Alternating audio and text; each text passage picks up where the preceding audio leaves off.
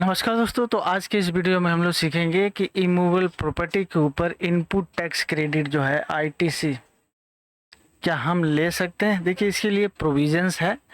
अब इसमें सिनारियो भी है कि किस सिनारियो के लिए अगर आप कॉन्ट्रैक्टर हैं तो आपके लिए अलग प्रोविज़न अप्लाई होगा। अगर आप अदर देन कॉन्ट्रैक्टर है, अगर आप रेंट देते हैं तो अलग अलग सिनेरियो में अलग अलग प्रोविज़न काम करते हैं। तो हर एक प्रोविज़न में हम लोग चलिए सीखते हैं कि आईटीसी क्या अवेलेबल है, किस केस में आईटीसी ले सकते हैं और किस केस में आप आईटीसी नहीं ले सकते।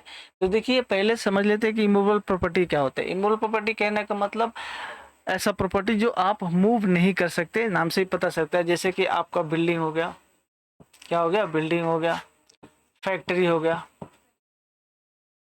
यानी कि शेड हो गया आपका बिजनेस का, उसके बाद आपका लैंड हो गया।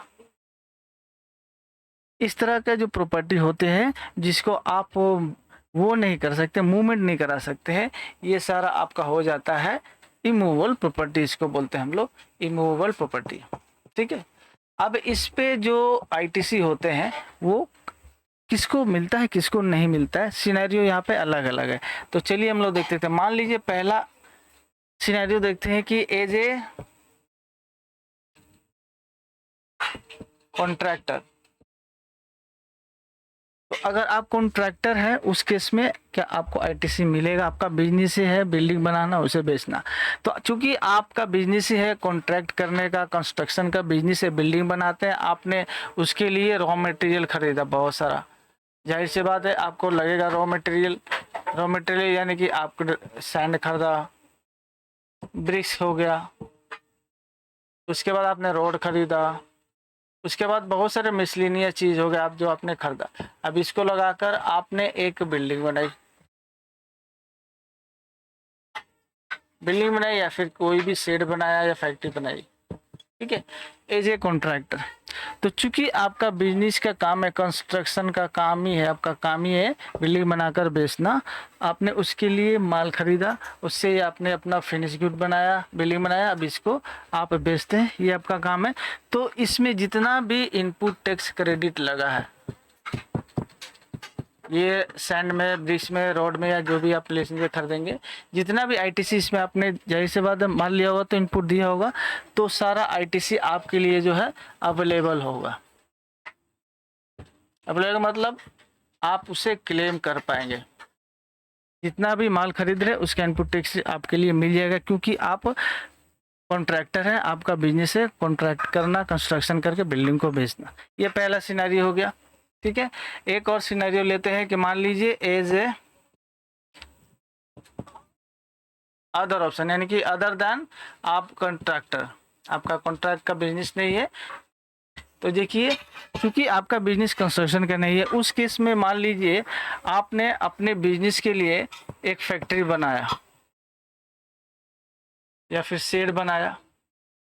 ठीक है, फैक्ट्री बनवाया, उसके लिए आपने बहुत सारा मटेरियल खरीदा। अब इस चीज़ के लिए आपने बहुत सारा मटेरियल खरीदा, सैंड खरीदा, जैसे आपका ब्रिक्स हो गया, अब रोड हो गया, सीमेंट हो गया, और बहुत सी चीज़ आपने खरीदी। तो ये सारा चीज़ आपने खरीदा, उसके बाद आपने ये फैक्ट्री बनाई। अब इस फैक्ट्री को यहाँ पे आपने ये मटेरियल लगाया। अब इस मटेरियल पे आपने आईटीसी जो है पे किया होगा। जब आप माल at the time of purchasing आपने आईटीसी पेमेंट किया होगा वेंडर को। तो ये आईटीसी जो है, चूंकि आप कॉन्ट्रैक्टर नहीं है, आपका कंस्ट्रक्शन का बिजनेस नहीं है, आप नॉर्मल टैक्स पेयर हैं, उस केस में आप इमूवेबल प्रॉपर्टी बना रहे हैं अपने बिजनेस के लिए, फैक्ट्री हो गया, बिल्डिंग शेड हो गया, उसके लिए आपके लिए ये नॉट अवेलेबल, यानी कि आईटीसी आपके लिए अवेलेबल नहीं होगा, आप उसे क्लेम नहीं कर सकते।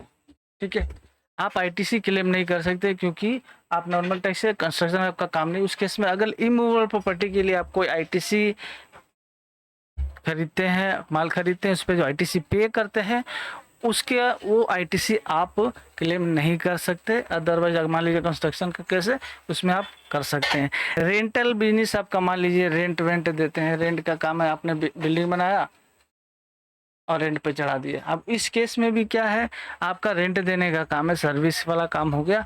आपने जो मटेरियल बनाया है, ठीक है, वो इमूवेबल प्रॉपर्टी हो गया आपका, उसका भी, उस केस में भी आपको इनपुट टैक्स क्रेडिट नहीं मिलेगा, आप इसे इनपुट टैक्स क्रेडिट नहीं क्लेम कर सकते। तो ये सिनारियो कुछ कॉमन सिनारियो है जिसमें आप ITC on immovable property construction में नहीं ले सकते, अलाउड नहीं है। अब ये सारा चीज़ आपको एक सेक्शन है, आपको एक सेक्शन मिलेगा, सेक्शन 17 सब सेक्शन 5। ये सेक्शन में क्लियरली पूरा लिस्ट दिया गया है कि कौन कौन से आईटीसी जो है आपके लिए ब्लॉक है, आप नहीं ले सकते, और कौन कौन सा आईटीसी आप ले सकते हैं। तो सेक्शन 17 में आप जाकर क्लियरली डिटेल में देख पाएंगे कि कौन कौन सा आईटीसी जो है जीएसटी के अंदर ब्लॉक है एज पर दिस सेक्शन, और आप उसे नहीं ले सकते। आई होप आपको ये वीडियो इन्फॉर्मेटिव लगी होगी, लाइक शेयर कर दीजिएगा, चैनल को सब्सक्राइब कर लीजिए। ऐसे प्रैक्टिकल सोल्यूशन आपके पास रेगुलर पहुँचती रहेगी।